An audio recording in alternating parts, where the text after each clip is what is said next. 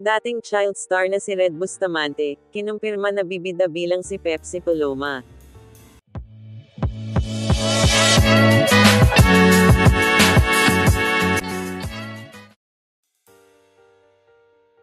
Kinumpirma ngayong unang araw ng 2025 na ang dating child star at Viva artist na si Red Bustamante ang bibida sa isang pelikula tungkol sa naging buhay ng yumaong 80s soft drink beauty na si Pepsi Paloma.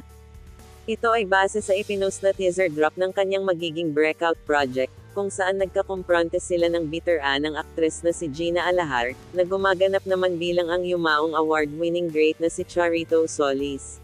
Sa pagtataka nito kung anong nangyari sa sexy star, tinanong ito kung siya ba ay pinagsamantalahan ng isang TV host, at walang pag-aalinlangan itong sumagot na, oo.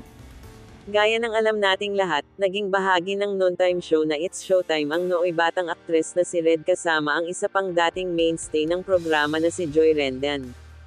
Napansin agad ang galing ni Red sa pag-arte sa afternoon series na Flor de Liza, kasama ang ngayon ay kapuso talent na si Ashley Sarmiento, at nagpatuloy ang kanyang paghasa sa talento sa ilang pelikula gaya ng Seklusyon noong 2016 at sa seryeng FPJs ang Probinsyano.